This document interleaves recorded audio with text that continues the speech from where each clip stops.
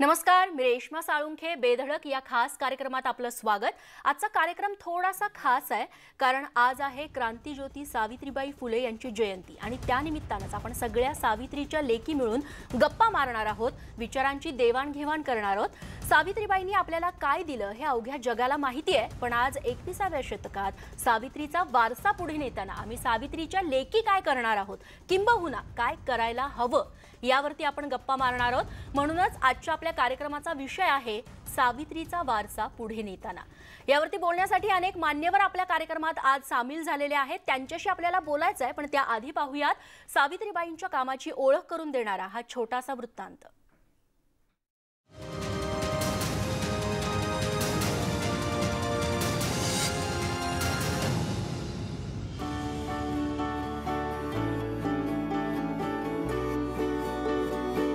स्त्रियांनी शिकावे हे सावित्रीबाईंचं ब्रीदवाक्य होतं. शिक्षणाला अग्रक्रम देणाऱ्या सावित्रीबाईंनी शिक्षिका, लेखिका, कवयित्री, माता, समाजसेविका अशा विविध भूमिकांमधून दुर्बलांची सेवा करण्यात आपलं आयुष्य पणाला लावलं. सावित्रीबाईंच्या चौफेर सामाजिक कार्यामुळे महिलांच्या विकासाला गती मिळाली. समाजातलं स्त्रीदास्यत्व मिटवण्यासाठी स्त्रियांनी शिकून सवरून स्वावलंबी बनावं, म्हणजे त्यांना आपल्या खऱ्या शक्तीची ओळख होऊन पुरुषप्रधान समाजाची गुलामगिरी पत्करण्याची वेळ येणार नाही, असं ठाम मत त्यांनी स्त्रियांपुढे मांडलं. त्यामुळे शिक्षणाची महती गाताना सावित्रीबाई म्हणतात, शिक्षणाने मनुष्यत्व येतं, पशुत्व हरत पहा. विद्या हे धन आहे रे, श्रेष्ठ साऱ्या धनाहुन.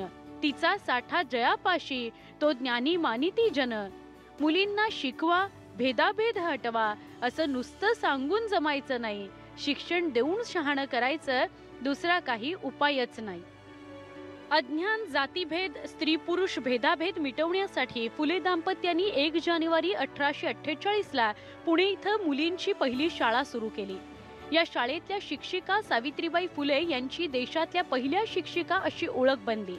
स्त्री पुरुष समता आणि सामाजिक न्याय प्रस्थापित करण्यासाठी चळवळ उभारून रूढीप्रिय समाज व्यवस्थेची कडवी झुंज त्यांनी दिली. बालविवाहाला विरोध करून हे दोघे थांबले नाहीत, तर विधवांचा पुनर्विवाह करण्याचं सामाजिक उत्तरदायित्वही त्यांनी मोठ्या हिकमतीनं पार पाडलं. बालवयात विवाह झाल्यावर पतीचा एकाएकी मृत्यू झाल्यास अशा विधवा मुलींचे त्या काळी केशवपन केले जायचे.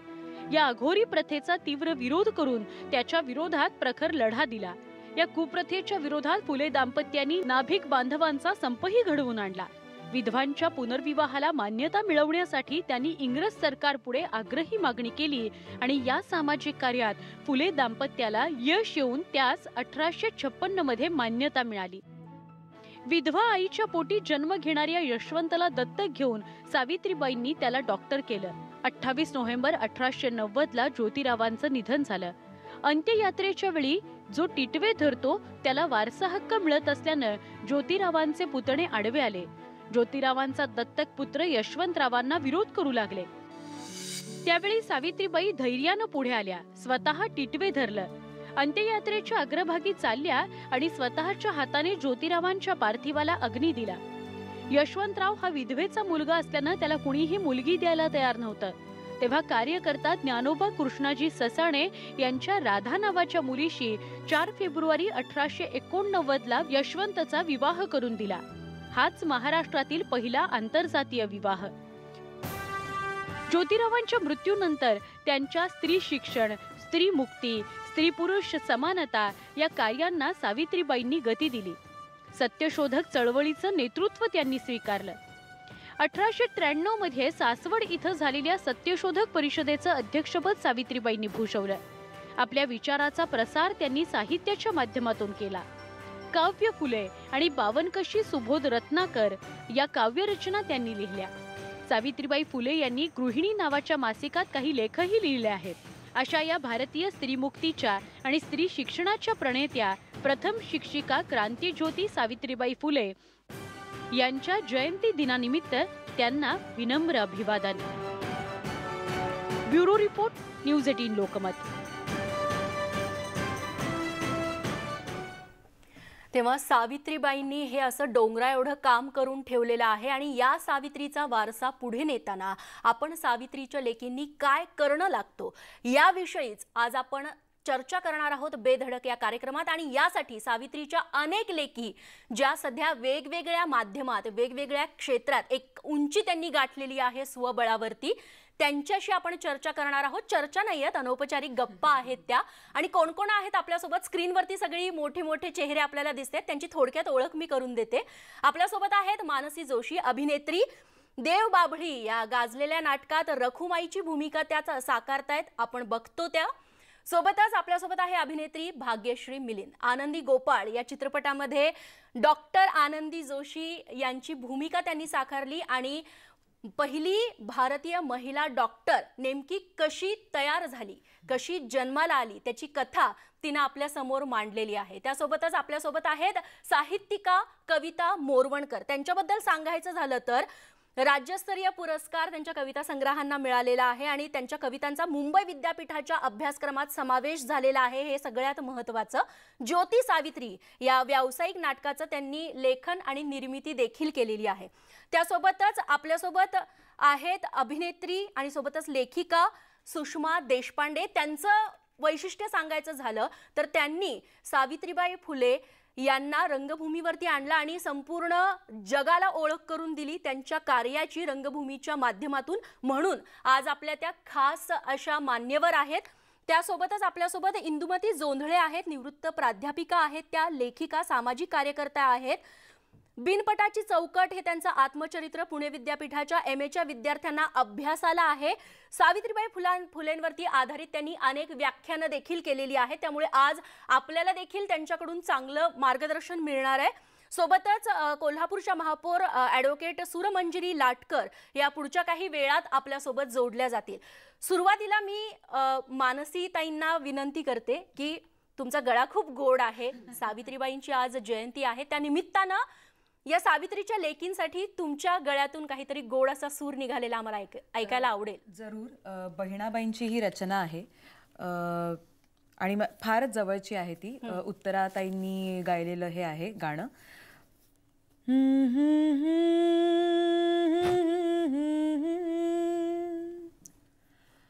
माझी माय सरस्वती, माझी माय सरस्वती, माले शिकवते बोली। माझी माय सरस्वती, माले शिकवते बोली। लेक बहिणाच्या मनी किती गुपित पेरली। माझी माय सरस्वती, माझ्यासाठी पांडुरंगा तुझ गीता भागवत। माझ्यासाठी पांडुरंगा तुझ गीता भागवत। पावसात समावत, मातीमधी उगवत।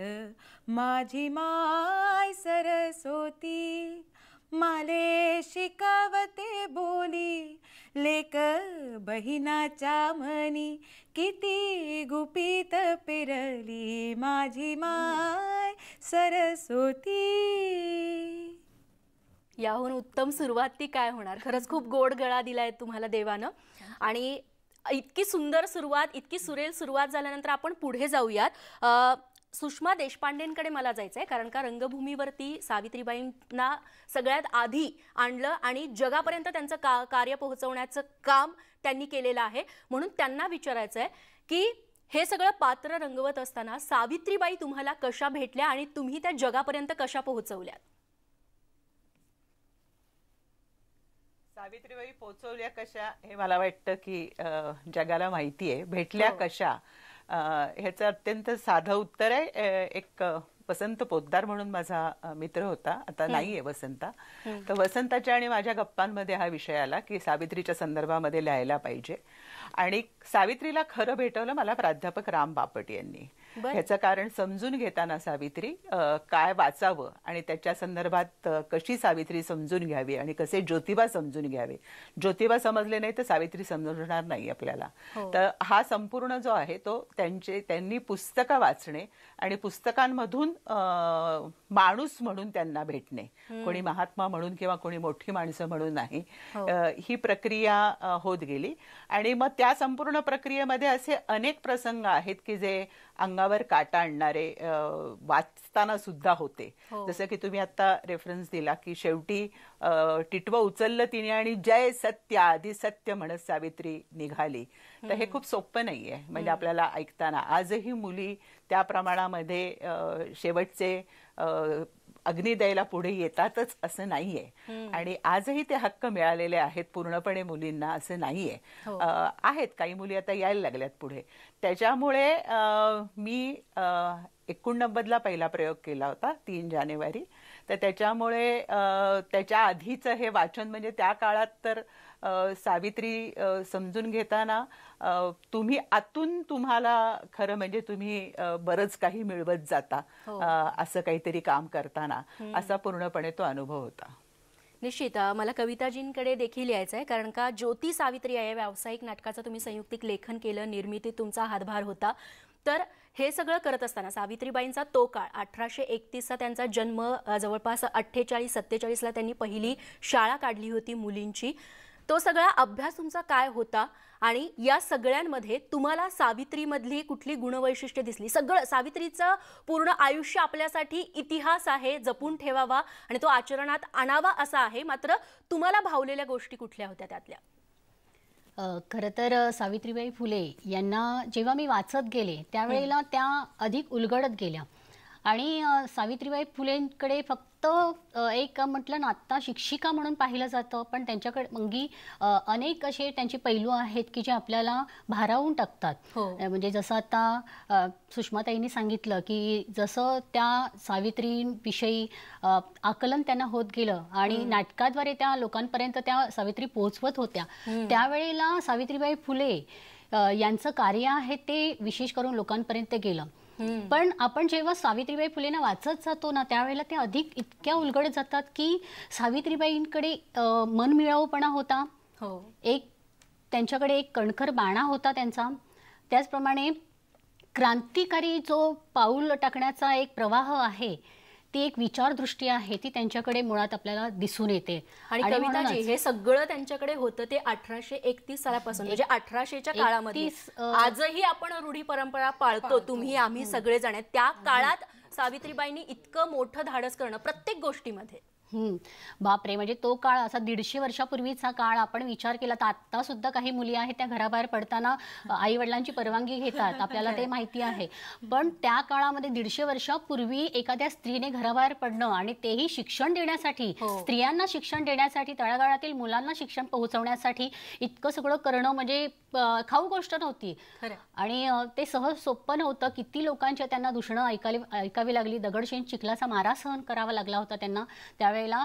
पण तरी सुद्धा या परिस्थितीला सुद्धा त्या सामोऱ्या गेल्या आणि त्यांच्याकडे एक हतोटी होती की आपल्याला हे सगळं करायचं आहे आणि जर आपण केलं नाही तर कोणी करेल माहित नाहीये, पण आपण केलं नाही तर कदाचित या लोकांपर्यंत हे शिक्षणाची जी काही एक म्हणतो ना गंगा आहे किंवा एक शिक्षणाचा प्रवाह आहे तो पोहोचेल की नाही माहित नाही आहे. त्यासाठी ज्योतिराव फुलेंच्या सोबतीने आपल्याला जितकं काही कार्य करता येईल तेवढं आपल्याला केलं पाहिजे आणि त्यासाठी त्यांनी ते पाऊल उचललं होतं आणि आज आपल्याला त्याची चांगली फळं चाखायला मिळत आहेत. आज स्त्री आपण बघतो, आज अभिनेत्री झालेली आहे, सगळे आपण इथे बसलेलो आहोत, आज मी सुद्धा शिक्षिका झालेली आहे. तर तो मान सगळा आहे तो सावित्रीबाई फुलेंना, ज्योतिराव फुलेंना जातो, कारण त्यांच्या एवढ्या सगळ्या त्यागामुळे आज आम्ही घडलेलो आहोत. निश्चित. आणि मला भाग्यश्रीला याच्यावरती खूप काही बोलायचं असेल, तुला संदर्भ देते. 1831चा सावित्रीबाई फुलेंचा जन्म आणि 1847ला त्यांनी पहिली मुलींची शाळा काढली. म्हणजे त्यावेळेस सावित्रीबाईंचं वय हे अवघं 16 ते 17 वर्ष होतं. तू देखील 16 ते 17 वर्षाच्या आधीच चित्रपट क्षेत्रात आलीस आणि आता एक उत्तम अभिनेत्री आहेस. सावित्रीबाईंकडून घेण्यासारखे कुठले गुण आहेत तुला असं वाटतं? तू देखील वाचन केलं असेल, आनंदी गोपाळसाठी वेगळं वाचन झालं असेल, तुझ्या दृष्टीतून आम्हाला सगळं ऐकायला आवडेल. आनंदी गोपाळसाठी मी जेव्हा तयारी करत होते आणि आपल्या सगळ्यांना माहिती आहे की आनंदीबाई जोशी पहिल्या महिला डॉक्टर होत्या. हो. पण त्याच्यासाठी शिक्षण हा खूप मोठा बेस असतो आणि त्याची सुरुवात म्हणजे आनंदीबाईंचा जन्म 1865 सालचा आणि सावित्रीबाईंचा जन्म 1831 सालचा. त्याच्यामुळे जो एक बेस तयार असतो, जो एक अवेअरनेस तयार करणं आपण ज्याला म्हणतो, तो सावित्रीबाई आणि ज्योतिबा फुलेंनी त्यावेळी सुरू केला. आता तेव्हा ज्योतिबा मी जेव्हा वाचत होते तेव्हा माझ्या वाचनात अशा गोष्टी आल्या ज्या ज्योतिबांनी त्या काळच्या शाळांची स्थिती कशी होती हे सांगितलं होतं की त्यावेळी शिक्षक कसं शिकवायचं हे माहिती नव्हतं. त्याच्यानंतर जेव्हा मुलांच्या सुद्धा फार शाळा नव्हत्या, त्याच्यामुळे मुलींच्या असण्याचा काही प्रश्न नव्हता. जेव्हा मुलं शिकत होती तेव्हा अगदी 4-5 वर्षाच्या मुलांना वाजत गाजत एका शाळेत न्यायचे, एक पंतोजी असायचे त्या शाळेत आणि सगळ्या इयत्तेतली मुलं कधी कधी त्या शाळेत शिकायची. आणि जेव्हा शाळेचा पहिला दिवस असायचा तेव्हा अगदी दौत वाटायचे किंवा धोतर सगळ्या मुलांना वाटली जायची, पंतोजींना काही भेटवस्तू दिल्या जायच्या. आणि जसं त्यांच्या पालकांना वाटायचं की आता आपल्या मुलांना थोडंफार येत आहे किंवा आता आपली मुलं आपला त्या काळी जे बिझनेस असायचे प्रत्येकाचे, तर जसं त्यांना असं वाटायचं की आता आपला मुलगा तयार झाला आहे हे सगळं सांभाळण्यासाठी, थोडं बेसिक त्या मुलांना ज्ञान मिळालंय, तसं त्या मुलांना शाळेतून काढून टाकायचे. ही मुलांच्या शिक्षणाची स्थिती होती. मुली शिकतच नव्हत्या. म्हणजे मुली फक्त तांदूळ काढता आले आणि घरकामं करता आली म्हणजे शिक्षण झालं, अशी जिकडे परिस्थिती होती तिकडे त्या काळामध्ये एक अवेअरनेस जे मुळात कळलं की स्त्री शिक्षणाची जरूरत आहे ते ज्योतिबांना सुद्धा कळलं. ज्योतिबा सुद्धा स्वतः त्यांना सुद्धा शिकण्यासाठी थोडासा त्रास सहन करावा लागला. आणि असं असताना सुद्धा ज्योतिबांनी आणि सावित्रीबाईंनी ते दोघं जण स्वतः शिकली, त्यांनी शाळा उभी केली. ही जी खूप मोठी जर्नी आहे त्याच्यासाठी खूप त्यांना त्रास सहन करावा लागला, पण तरी सुद्धा ते त्या सगळ्या त्रासातून गेले आणि त्यांनी इतर स्त्रियांना सुद्धा खूप पाठिंबा दिला. सावित्रीबाईंनी त्यांनी स्वतः बरोबर बाकीच्या स्त्रिया सुद्धा कशा पुढे जातील ह्याकडे सुद्धा लक्ष दिलं. हा खूप मोठा गुण मला सावित्रीबाईंचा वाटतो आणि त्यांची जर्नी खूप इंटरेस्टिंग आहे. खूप देणं लागतो आपण सगळ्या जणी, त्याच्यामुळे खूप इंटरेस्टिंग आहे जसा त्यांचा प्रवास होता. डेफिनेटली त्रास तर खूप झाला, पण हॅट्स ऑफ त्यांना, म्हणून त्या आज एवढ्या मोठ्या लेजंड आहेत. निश्चित मानसीजी हाच मुद्दा पुढे घेऊन जाते.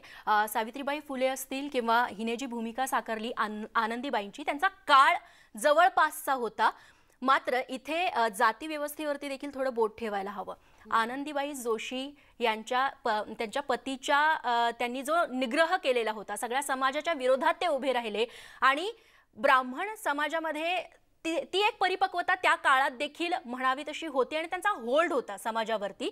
त्या मानानं बहुजनांमध्ये असं नेतृत्व समोर येणं, तेही स्त्री असणं आणि तिने बंड पुकारणं इतर मुलींसाठी, विधवा महिलांसाठी, बहुजनांसाठी काम करणं, ही खूप मोठी गोष्ट आहे. या काळात देखील ती लागू होते. मानसीजी, सॉरी मला तुझा प्रश्न कळला नाही.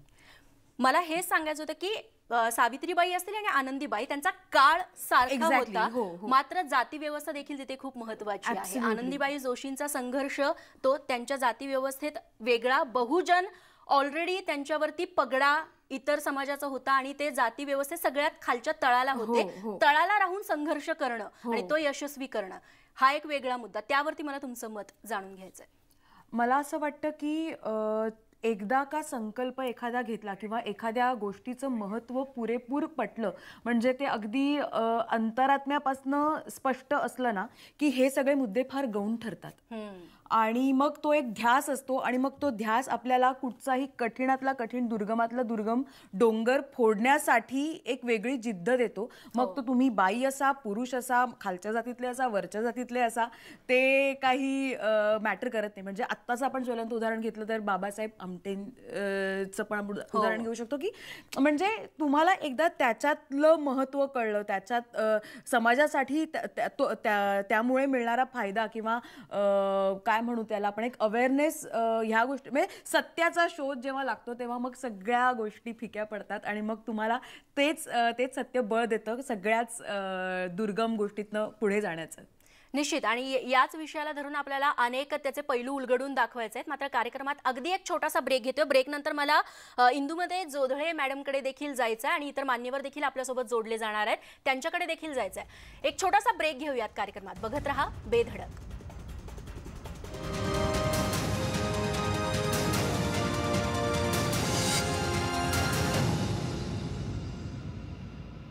आमच्या मातोश्री बाबीबाई रघुनाथ भोईर यांच्या पवित्र स्मृतीस भावपूर्ण श्रद्धांजली. शोभाकुल ज्येष्ठ काँग्रेस नेते श्री हिरालाल भोईर, समस्त भोईर परिवार आणि कोपरी ग्रामस्थ मंडळ ठाणे. जर यावर्षी तुम्ही लग्नासाठी तयार असाल तर आम्हीही तयार आहोत to help you find your equal. Download the Marathi matrimony app now. खरेदी करा 4 संतोष 100 ग्राम साबण आणि मिळवा 10 रुपयाचे पॅराशूट कोकोनट ऑइल मोफत. खरेदी करा 4 संतोष 100 ग्राम साबण आणि मिळवा 10 रुपयाचे पॅराशूट कोकोनट ऑइल मोफत. माझी प्रत्येक इच्छा झाली तुझी, अवघड रस्त्यांवर सोबत आहे माझी, आणि ध्येयापर्यंत हा मार्ग जेव्हा पोहोचेल, स्वप्न माझी ही पूर्ण होऊन जातील. मी सोबत आहे तुझ्या ध्येयावरती. हाय बाळा, सोबत आहे तुझ्या. प्रोटीन, फायबर आणि एनर्जीने भरलेले बदाम दररोज. कसला विचार करतेस? मी चांगली आई होईन ना? Of course. Mr and Mrs Malik, नवीन सुरुवात सोपी कधीच नसते, पण ती सोपी होते तुमच्या स्माइलमुळे. नेहा, हाय. हाय आई. आणि तुमच्या प्रत्येक स्माइलला कॉन्फिडन्स देते कोलगेट. स्माइल करा आणि सुरुवात करा. What a memory. मम्मीने दिलेले बदाम वर्कड. हा, गो थँक मम्मी. रमी. कुठे खेळतोस? खेल प्ले रमी. खेल प्ले रमी. खूप खेळा, खूप जिंका. अक्षय, हे नवीन बाथरूम कोणासाठी? तुम्हा सगळ्यांसाठी. मग आणा. मग घ्या. Harpic bathroom cleaner. पण मी तर महाग डिटर्जंटने स्वच्छ करते. दाखवा. याला म्हणतात डोळ्यात डिटर्जंट फेकणे. हे पहा, चिवट पिवळटपणाचे जमलेले डाग. Harpic bathroom 10x power cleaner, जो देतो डिटर्जंटच्या तुलनेत 10 पट उत्तम स्वच्छता. आता चमकदार नवीन बाथरूम बद्दल अभिनंदन. आवडते पदार्थ घेऊन या. हे घे बाबा. एव्हरेस्टचा नवीन कांदा लसूण मसाला. याच्यामध्ये आहे 13 मसाल्यांचं सुयोग्य मिश्रण.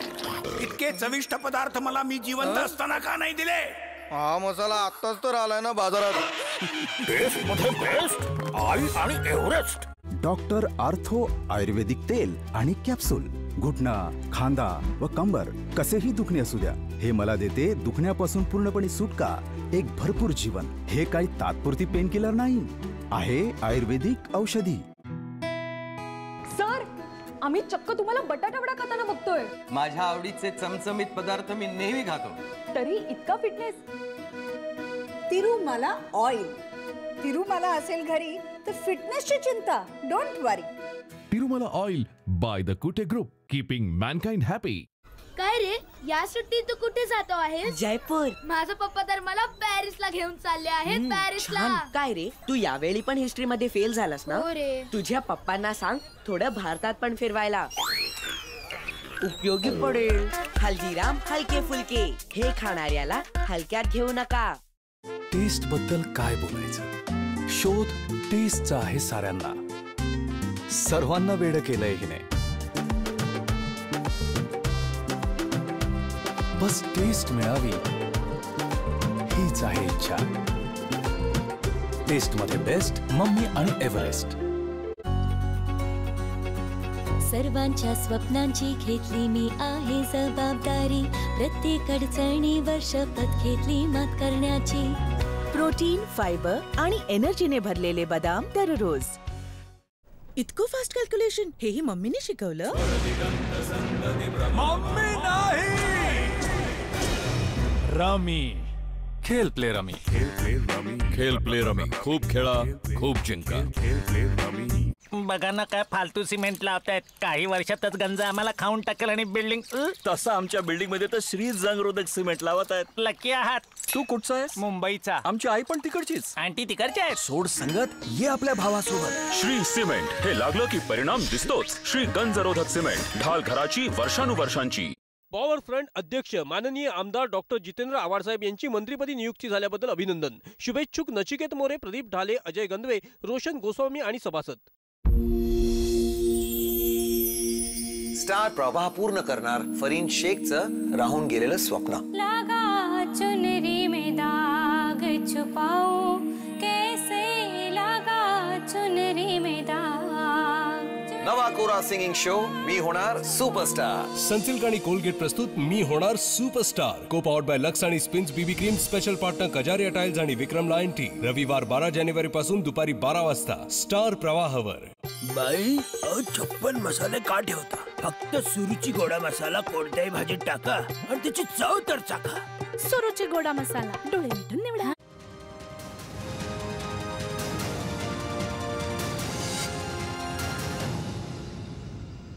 ब्रेकनंतर बेधडक या कार्यक्रमात पुन्हा एकदा आपल्या सगळ्यांचं स्वागत. क्रांतीज्योती सावित्रीबाई फुलेंचा वारसा पुढे नेताना आम्ही सावित्रीच्या लेकी काय काय करणं अपेक्षित आहे, सावित्रीबाईंचा वारसा आपण पुढे नेतोय का, त्याच्यासाठी आपण काय काय करतोय, या सगळ्या विषयावरती आज आपण चर्चा करतोय. सगळे मान्यवर आपल्यासोबत जोडले गेलेले आहेत. मला इंदुमती जोधळे मॅडमकडे जायचं आहे, कारण का त्यांनी बिनपटाची चौकट हे त्यांचं आत्मचरित्र पुणे विद्यापीठाच्या MA विद्यार्थ्यांना अभ्यासाला आहे आणि सावित्रीबाई फुलेंवरती त्या व्याख्यानं देखील देतात. त्यामुळे तुम्ही व्याख्यानं देता, तुमचा अभ्यास दांडगा आहे. म्हणून मला तुम्हाला विचारावंसं वाटतं की आजच्या या 21व्या शतकात सावित्रीच्या लेकींनी खरंच सावित्रींचा वारसा योग्य रीतीने पुढे नेला असं तुम्हाला वाटतं का या घडीला?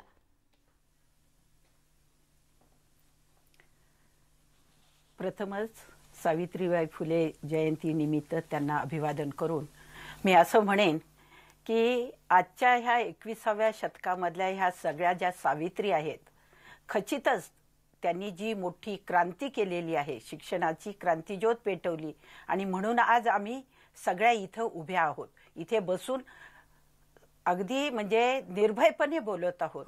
याला कारण सावित्रीच आहे. तर या सावित्रीच्या लेकींमध्ये ह्या आम्ही सगळ्या जणी बऱ्याच पुढे गेलेलो आहोत.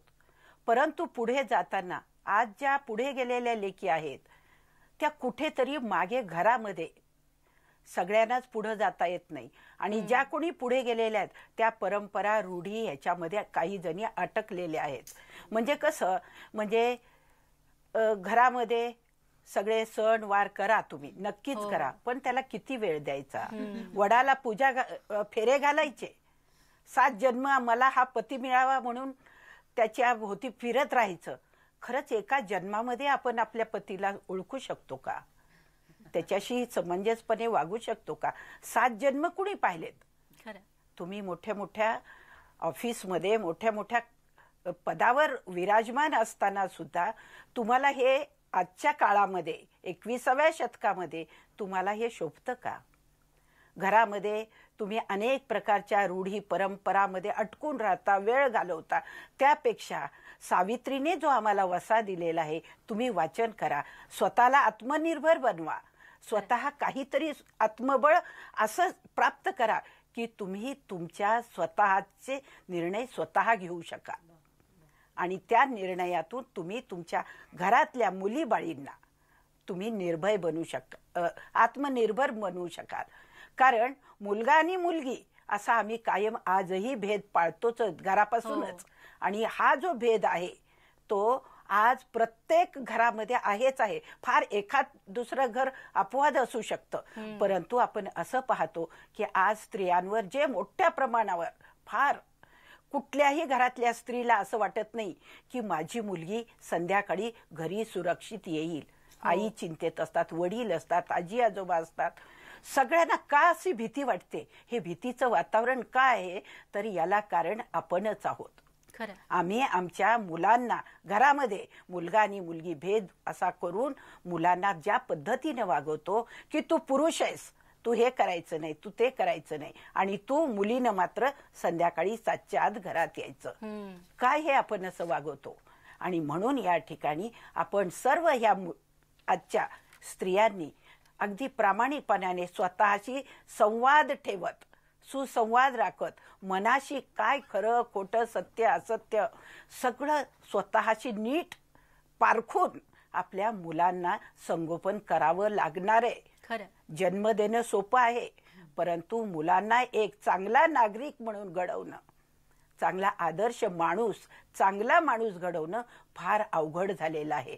आणि म्हणून प्रत्येक स्त्रीनं आपला मुलगा आणि आपली मुलगी एक चांगला माणूस कसा घडेल या दृष्टीनं प्रयत्न केले पाहिजेत. जर स्त्रीला मूल होत नाही, त्या काळामध्ये सावित्रीनं एका विधवा बाईच्या मुलाला दत्तक घेऊन यशवंतला डॉक्टर करू शकली ती. त्या काळामध्ये 18व्या अखेरच्या शतकाच्या वेळेला 19व्या शतकाच्या पूर्वार्धामध्ये त्या बाईनं एवढं मोठं कार्य केलेलं आहे. मग आज आम्हाला तिनं एवढं मोठं सगळा महामार्ग करून दिलेला आहे, शिक्षणाची एवढी मोठी आम्हाला सोय करून दिलेली आहे. आम्ही त्याचा खरंच अंतर्मुख होऊन विचार केलाय का? या शिक्षणाचा शिक्षित झालोत, सुशिक्षित किती झालोत हे प्रत्येकीनं विचारायचंय.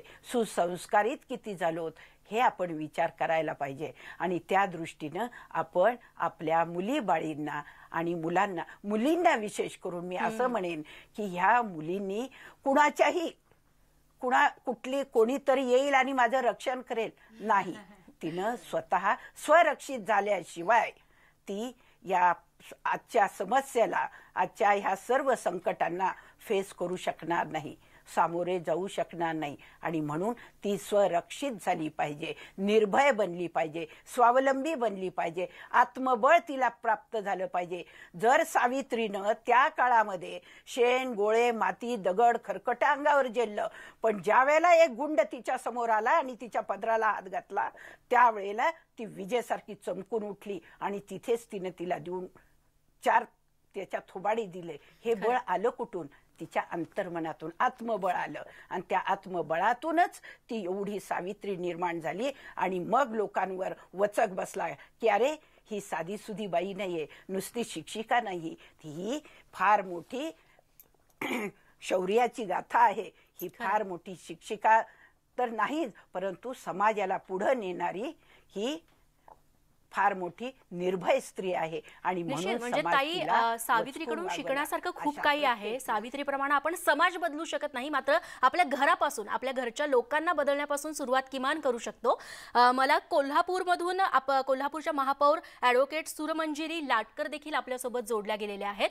तुम्हाला विचारायचं आहे, सध्या महिलांनी प्रत्येक क्षेत्रात आघाडी घेतलेली आहे. तुम्ही महापौर झालेले आहात, राजकारण तुम्ही जवळून बघताय, अनुभवताय आणि ते राजकारण करताय.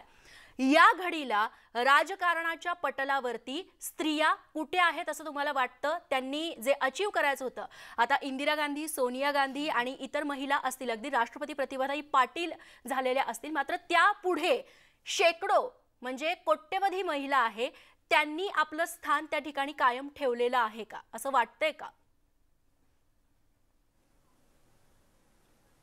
प्रथमतः मी क्रांतीज्योती सावित्रीबाई फुले यांना अभिवादन करते त्यांच्या जन्मजयंतीनिमित्त. आता तुम्ही मगाशी प्रश्न विचारला तो रास्तच आहे. तुम्हाला जसं समाजामध्ये चित्र दिसते की महिला फार मागे आहे, राजकारणामध्ये आपल्याला 33% आरक्षण दिले आणि आरक्षणाच्या माध्यमातून महिला निवडून येतात आणि ते सक्षमपणे काम करतात की नाही हा प्रश्न आपल्याला पडत असते सगळ्या समाजामध्ये. मग ते तसा नाही आहे.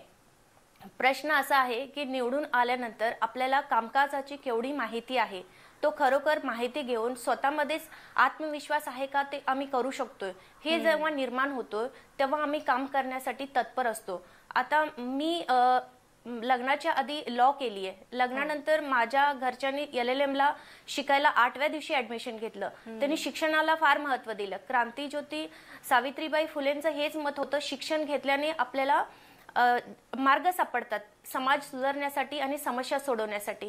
त्याच माध्यमातून मला जेव्हा इथे निवडून यायची संधी मिळाली आणि महापौर म्हणून काम करण्याची संधी मिळाली, मला ह्याच्यामध्ये पुरुष वर्गांची जे प्रस्थापित आहेत त्यांच्या मेंटॅलिटी कमी आहे असं वाटते की महिलांना पुढे येऊ द्यायचं नाही. तसा अनुभव मला नक्कीच नाही आला. त्यांनीच पुढाकार घेऊन मला असं हे सांगितलं होतं की हे वहिनी तुम्ही असं केलं पाहिजे, तसं केलं पाहिजे. आणि त्या दृष्टीनं महिलांच्या प्रश्न सोडवण्यासाठी मी काय काय करू शकते, महिला बालकल्याणच्या माध्यमातून मी काय करू शकते, ह्याचा अभ्यास मी जेव्हा स्वतः केलं तेव्हा प्रश्न समोर आले. ते सोडवण्याकरता मी अग्रेसर आहे. जेव्हा आम्ही गोष्टी समजून घेतो आणि सोडवण्याकरता पुढाकार घेतो त्यामुळे नक्कीच सुटू शकतात. मग आता तुम्ही राज्य सरकारची किंवा केंद्र पातळीवरचे राजकारणाचा विषय घेतला, नक्कीच पुढे पुढे चालली आहे महिला, म्हणजे फार मागं असं नाहीये. अंतराळ क्षेत्रामध्ये सुद्धा महिला पुढे आहेत, स्विमर आहेत, सगळ्याच क्षेत्रामध्ये महिला पुढे आहे. मगाशीच एकाने मॅडमनी बोलले की आपण कुठेतरी संस्कारमध्ये कमी पडतोय. संस्कार कसे आपणच घडवायचे. महिला आई म्हणून पहिला प्रथम शिक्षिका असते. शिक्षिका म्हणून ती दोन्ही मुलांना एकसारखंच संस्कार दिली. जेव्हा मुलगाही तूच एकसारखंच, मुलगी पण एकसारखंच असा ट्रीट केला. तुम्ही संध्याकाळच्या वेळेत तू बहीण म्हणून ट्रीट कर दुसऱ्या मुलगीला, असं समाजामध्ये जेव्हा संस्कार दिले जातात मग ते बहीण म्हणूनच बघतो. आणि त्यावेळेला असं गोष्टी घडत असतात की विकृत मानसिकतेचे, ते मानसिकता तयार होणार नाहीये. लहानपणीपासूनच आम्ही संस्कार दोघांनाच दिलं तर ते संस्कार घडून चांगला समाज निर्माण होण्यासाठी क्रांतीज्योती फुले त्यांनी स्वप्न पाहिलेलं होतं, ते स्वप्न साकारात येण्यासाठी वेळ लागणार नाही असं मला वाटते. निश्चित खूप चांगले विचार तुम्ही सांगितले. आणि सावित्रीबाई फुलेंचे विचार पुढे नेताना आपण कुठे कमी पडतो या विषयावरती चर्चा करायची असेल तर इथे अजून एक मुद्दा येतो, तो म्हणजे बाईच्या विकासाच्या आड ही कधी कधी बाईच येते. बऱ्याच गोष्टींना विरोध हा बाईकडूनच होत असतो. या मुद्द्यावरती आपल्याला सविस्तर चर्चा करायची आहे. मात्र छोटासा ब्रेक घेऊयात, लगेच परत येतोय. बघत रहा बेधडक.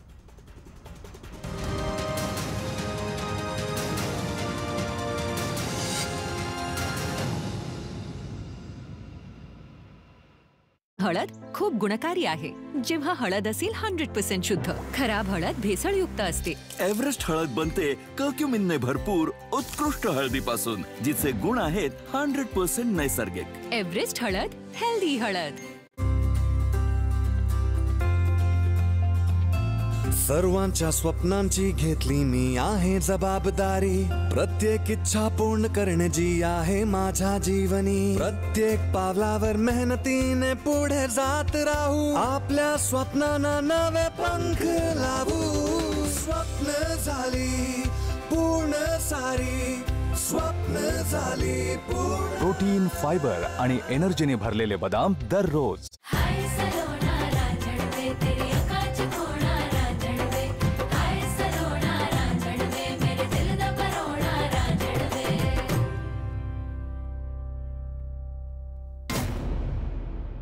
खरेदी करा 4 संतूर 100 ग्राम साबण आणि मिळवा 10 रुपयाचे पॅराशूट कोकोनट ऑइल मोफत. खरेदी करा 4 संतूर 100 ग्राम साबण आणि मिळवा 10 रुपयाचे पॅराशूट कोकोनट ऑइल मोफत. सारी साफ सुथरी चीजें सेहत के लिए अच्छी हो ये जरूरी नहीं, लेकिन हमारी सेहत से जुड़ी सारी बातें निश्चय ही शुद्ध होनी चाहिए. उसी प्रकार लायन डेट्स हमारी सेहत का ख्याल रखने वाले डेट्स को दुनिया में पहली बार तकनीकी मदद से बिना हाथों से छुए स्वच्छ प्रकार से पैक किया जाता है. लायन डेट्स, आखिर स्वच्छता ही सेहत की पहली सीढ़ी है.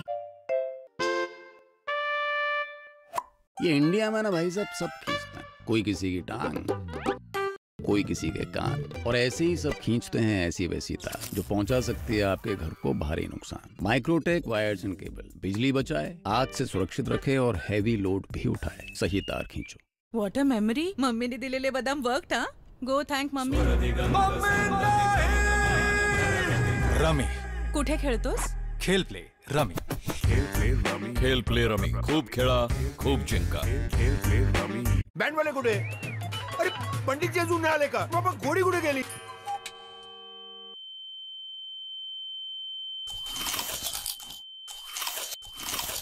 अहो सर्व वाट बघतायत, लवकर या.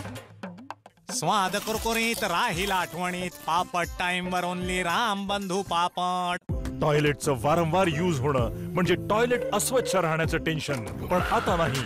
सादर आहे सर्वोत्तम हार्पिक प्लॅटिनम. दीर्घकाळ टिकणाऱ्या स्वच्छतेसाठी क्रांतिकारी ऍक्टिव्ह शील्ड टेक्नॉलॉजी सह, जी एक प्रोटेक्टिव्ह लेअर बनवून डाग जमू देत नाही पूर्ण 100 फ्लशेस पर्यंत. ही आहे हार्पिक प्लॅटिनमची पॉवर. काय रे, या सुट्टीत तू कुठे जातो आहेस? जयपूर. माझा पप्पा तर मला पॅरिसला घेऊन चालले आहेत. पॅरिसला. काय रे, तू यावेळी पण हिस्ट्री मध्ये फेल झालास ना? हो रे. तुझ्या पप्पांना सांग थोडं भारतात पण फिरवायला, उपयोगी पडेल. हल्दीराम हलके फुलके, हे खाणाऱ्याला हलक्यात घेऊ नका. हळद आपल्या जेवणाचा महत्त्वाचा भाग आहे कारण हळद खूप गुणकारी आहे. हळद अँटीसेप्टिक आहे, सर्दी खोकल्यासारख्या अनेक आजारांपासून सुरक्षा देते, परंतु फक्त तेव्हा जेव्हा हळद असेल 100% शुद्ध. खराब हळद भेसळयुक्त असते जी तब्येत बिघडवते. एव्हरेस्ट हळद बनते कर्क्युमिनने भरपूर उत्कृष्ट हळदीपासून, जिचे गुण आहेत 100% नैसर्गिक. एव्हरेस्ट हळद, हेल्दी हळद. पक्की होगी बुनियादें तो हंसे हिंदुस्तान होगा. पहले करो शुरुआत करो, करो तो पक्की बात करो. पहले करो शुरुआत करो, करो तो पक्की. वंडर सिमेंट, एक परफेक्ट सुरुवात. इतकं फास्ट कॅल्क्युलेशन हेही मम्मीने शिकवलं. मम्मी नाही, रमी. खेल प्ले रमी. खेल प्ले रमी. खूप खेळा, खूप जिंका. वीज मी वाचवणार, वीज मी वाचवणार. करा बचत विजेची सर्वांना सांगणार. शाळा कॉलेज ट्युशन घर शॉप साईट ऑफिसवर नजर ठेवतो साऱ्यांवर. एसी फॅन टीव्हीवर चुकून ठेवलंय चालू लाईट बंद आम्ही करणार. वीज मी वाचवणार, वीज मी वाचवणार. करा बचत विजेची सर्वांना सांगणार. वीज बचत म्हणजेच वीज निर्मिती. वीज वाचू देश घडवू. बाई 56 मसाले का ठेवता? फक्त सुरुची गोडा मसाला कोणत्याही भाजीत टाका आणि त्याची चव तर चाखा. सुरुची गोडा मसाला, डोळे मिटून निवडा.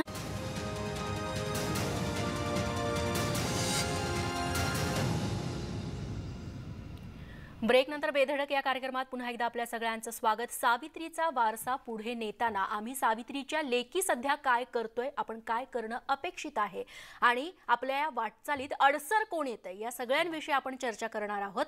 आतापर्यंत सावित्रीच्या लेकींनी आजवर काय केलंय, काय करणं अपेक्षित आहे यावरती आपण चर्चा केली. माझा पुढचा मुद्दा आहे, मी तो सुषमा देशपांडे मॅडमकडे नेणार आहे. देशपांडे मॅडम, आत्ताच्या घडीला बऱ्याचदा असं होतं की बाईच्या प्रगतीच्या आड बाईच येते असं बऱ्याचदा दिसतं. मग साधं विटाळाची गोष्ट असेल, देवधर्माची कुठली गोष्ट असेल, नोकरी करणारी बाई असेल, तर तिला अडवणारी ही बहुतांश वेळा बाईच असते. या मुद्द्यावरती तुम्ही काय म्हणाल? हे आपला बघायचा दृष्टिकोन थोडा गोंधळाचा आहे. बाई बाईची विरोधक नसते. ही सामाजिक चौकट आहे, ही पुरुष प्रधान आहे आणि बाई ही या सामाजिक चौकटीचा एक भाग होते. ह्याला कारण सामाजिक चौकट तिला त्या पद्धतीने ठेवत असते, म्हणून ती त्या चौकटीचा भाग होते. आणि अशी ती जेव्हा भाग होते तेव्हा आपण आपलं त्याचं एक विधान करतो की बाई बाईच्या विरोधात असते. तसं अजिबात काही नसतं. बाई बाईच्या विरोधात अजिबात नसते. पण सामाजिक चौकटीमुळे हा 100% गोंधळ होतो, हा एक मुद्दा आहे.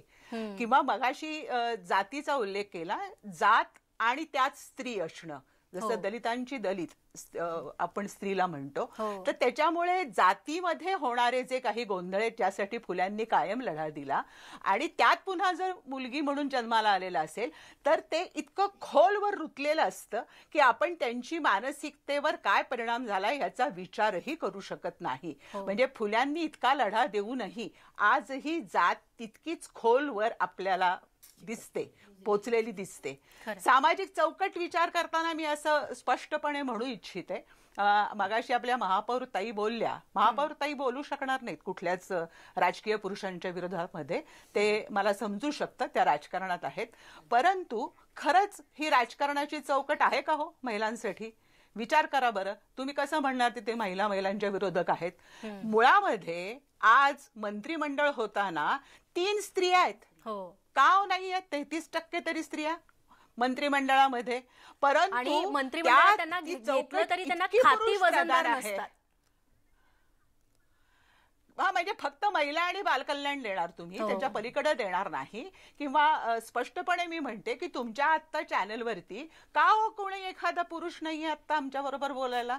हे महिला विशेष आहे म्हणून महिलांना आम्ही एकत्र ठेवलंय, एवढा एकमेव उद्देश आहे महिलांचा, महिलांसाठीचा हा कार्यक्रम. समजू शकतं हो, पण मुद्दा असा होतो, सामान्यतः पुरुष चौकट असा विचार करते ते बायकांचं चाललंय चालू द्या, आपल्याला काय देणं घेणं. या पद्धतीने साधारणपणे पुरुष विचार करत असतात. आणि त्यामुळे माझा अनुभव आहे की सावित्रीचा प्रयोग पाहायला येणाऱ्या महिला असतात, कारण पुरुषांचं म्हणणं असतं काय करायचंय आपल्याला, काय बघायचंय त्याच्यात, शिकायचंय काय आपल्याला. परंतु सावित्री आणि ज्योतिबा कायम बरोबर होते आणि सावित्रीनी जी पावलं टाकलेली ती ज्योतिबांच्या बरोबरीने टाकलेली आहेत याचं भान या पुरुषांना नसतं. किंवा पाळीचे उल्लेख झाले, आपल्या सामाजिक चौकटीमध्ये फार बरं पडतं ना बाईला बिटाळ आणि या पद्धतीने. सोयरांनी त्या काळात लिहिलंय हो, म्हणजे 13व्या शतकात लिहून ठेवलेलं आहे पाळीवरती. पण आपण ह्या कुठल्या गोष्टींचे विचारच कुठल्या पद्धतीने करू इच्छित नाही. याला कारण ही चौकट आहे आणि या चौकटीच्या विरोधामध्ये खरं म्हणाल तर संपूर्ण स्त्री चळवळीचा वाद आहे. म्हणजे तो स्त्रियांच्या विरोधात वागत नसून चौकटीच्या विरोधामध्ये आम्ही काहीतरी ठाम भूमिका घेऊ इच्छितो. आणि सावित्रीनी त्या पद्धतीने भूमिका घेतलेली आहे. ज्योतिबांनी सावित्रीला बरोबरीचं स्थान दिलेलं आहे त्यांच्या कामामध्ये. आणि शाळा जरी फुल्यांनी सुरू केली असली तरी सावित्रीला स्त्री शिक्षिका म्हणून तिथे त्यांनी काम करण्याची संधी दिली. आज खरंच या पद्धतीने कुठला राजकीय माणूस देतो संधी, आपण विचार करायला गेलं तर खरंच मिळतं का? जसं आता आपण म्हणालात तसं खरंच चांगली खाती मिळतील का? नाही मिळू शकत चांगली खाती महिलांना. तर ही जी संपूर्ण चौकट बदलायची आहे त्यासाठी ह्या सर्व स्त्रियांना फार मोठा लढा अजूनही द्यायचा आहे. वेगवेगळ्या क्षेत्रामध्ये काम करायला जरी स्त्रिया आल्या तरी इंदुताई म्हणाल्या त्या पद्धतीने त्यांची मानसिकता अजून जुन्या काळातली आहे. म्हणजे मुंबईला लोकलमध्ये वडाची फांदी घेऊन जाताना बायका मी कायम बघते. आणि म्हणूनच मी तो मुद्दा घेतला होता की बाईचाच दृष्टिकोन बदलत नाही, तिला जोखडातून बाहेर पडायचं नसतं. आणि म्हणून कुठे ती स्वतःच्याच प्रगतीच्या आड येते का किंवा एकमेकींच्या प्रगतीच्या आड येत आहेत का? मला यानंतर इंदुमती ताईंकडे जायचंय. तुम्हाला याबद्दल काय वाटतं, थोडक्यात सांगाल? म्हणजे ही मुद्दाच चुकीचा आहे खरा. म्हणजे आता सुषमाताई म्हणाल्या त्याप्रमाणे की चौकटही समाज व्यवस्था आहे ती आणि ती पुरुषांनी घालून दिलेली आहे की तू असंच वागलं पाहिजे, रांदा वाडा नुष्टी काढा. आणि त्याबरोबर आता ती घराच्या बाहेर पडली म्हणजे ती मिळवती झाली पाहिजे, तिने सणवारही केले पाहिजे, सगळं तिनं सांभाळून पुन्हा त्यांची काय रूढी परंपरा सोवळं वोळं सगळं तिनं सांभाळलं पाहिजे. हे सगळं एकटी स्त्री घरातली कशी करणार आहे? तुम्ही तिला कधीतरी समानतेनं वागवणार आहेत का? तिला सन्मानाने वागवणार आहे का? खरं स्त्री पुरुष हे समाजाचे अविभाज्य दोन्ही घटक आहेत. जर स्त्री ही आपला वंश म्हणा किंवा आपलं घरानं पुढं चालवणारी आहे, ती घरामध्ये संस्कार करणारी आहे, ती सर्वांना प्रेमानं वागवणारी आहे, सर्वांची काळजी घेणारी आहे, ज्या घरामध्ये स्त्री पुरुष किंवा पती पत्नीला सन्मानाने वागवतो, आदराने वागवतो, त्या घरातली मुलं बरोबर तो सन्मान पुढे निश्चित तेव्हा स्त्रीचा विकास आणि प्रगती होणं गरजेचं असेल तर कुठेतरी समानतेची वागणूक इथं मिळणं गरजेचं आहे. मला मानसीताई आणि हिच्याकडे भाग्यश्रीकडे देखील जायचं आहे. मानसीताई, सध्या रंगभूमीवरती किंवा चित्रपट सृष्टी टीव्ही सृष्टीमध्ये महिलांना समान वागणूक दिली जाते पुरुषांच्या बरोबरीनं. मग कामाच्या बाबतीत असेल, पैशांच्या मानधनाच्या बाबतीत असेल किंवा रोलच्या बाबतीत असेल, काय सांगाल? मला असं वाटतं की आत्ता हा जो काही काळ सुरू आहे तो स्त्रीच्या दृष्टीने किंवा मुलींच्या दृष्टीने फार चांगला चालू आहे. कारण की आपण जर नाटक बघितला, सिनेमा बघितला किंवा मालिका बघितल्या तर फार स्त्री प्रधान भूमिका येत आहेत. म्हणजे मी ॲक्टर पॉईंट ऑफ व्ह्यूने सांगते, त्यातला कंटेंट हा एक वेगळा मुद्दा आहे. पण जसं हिनी जी फिल्म केली किंवा आमचं जे नाटक आहे देवबाभळी किंवा न्यूड सारखी फिल्म, ज्या ह्या काही फिल्म्स आहेत तर त्याच्यामध्ये एका स्त्रीचं स्वतंत्र होणं किंवा तिच्या स्वातंत्र्याबद्दल वाच्यता केलेली आहे किंवा तिच्या त्या सगळ्या प्रोसेस दाखवली गेलेली आहे उघडपणे.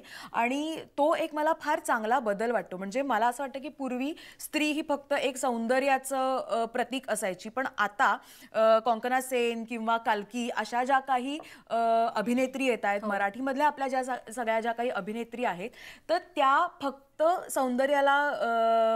सौंदर्याचं प्रतीक नाहीये, तर त्यांची ऍक्टिंग म्हणूनही त्यांच्याकडे बघितलं जाते. एक वेगळं स्थान त्यांना निर्माण केलेलं आहे. माफ करा, माझ्याकडे वेळ कमी आहे. भाग्यश्री, थोडक्यात मला जेवढे अनुभव आले त्याच्यावरनं मी सांगते की मला सगळीकडे समानतेने वागणूक दिली गेली.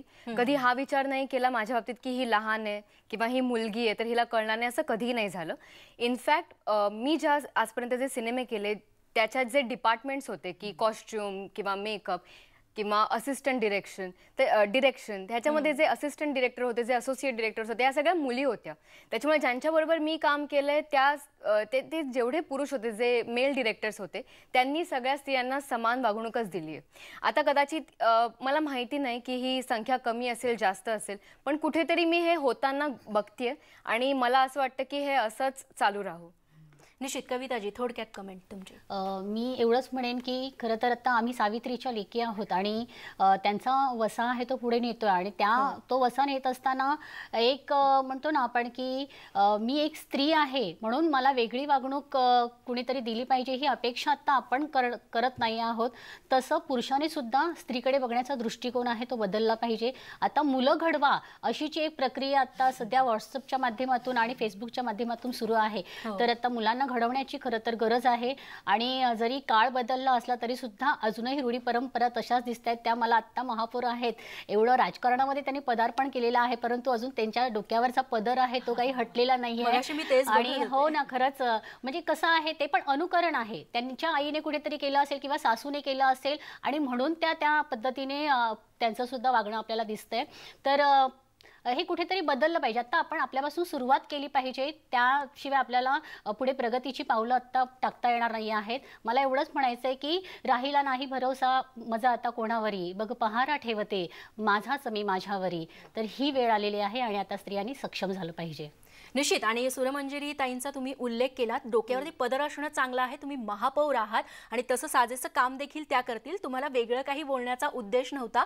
संस्कृती जपायला हवी, मात्र विचार पुरोगामी महिलांचे असायला हवेत आणि ते विचार पुरोगामी असावेत यासाठीचा हा कार्यक्रम होता. कार्यक्रमाच्या शेवटी इतकं सांगावंसं वाटतंय, ज्या सावित्रीनं स्त्री स्वातंत्र्य औषधालाही नसलेल्या समाजात आणि काळात म्हणजे 1931 साली जन्म घेतला, 1831 साली बंधनांचा अर्थच ज्या वयात कळत नाही त्या वयापासूनच त्यांनी आपल्या कार्याला त्यांच्याही नकळत सुरुवात केली आणि आजच्या स्त्रीच्या अस्तित्वाला खरी ओळख दिली. त्या सावित्रीला आपण सावित्रीच्या लेकींनी आपल्या कृतीतून, कार्यातून, विचारातून कायम जिवंत ठेवायला हवं. खरं तर क्रांतीज्योती सावित्रीबाईंच्या विचारांना आपण आपल्याच नाही तर येणाऱ्या प्रत्येक पिढीच्या काळजात रुजवायला हवा आणि त्यासाठीच आजचा हा विशेष कार्यक्रम होता. या कार्यक्रमामध्ये या मान्यवरांनी आपले विचार मांडले, आपली वेळ दिली, त्याबद्दल सगळ्यांचे आभार. यासोबत बेधडक या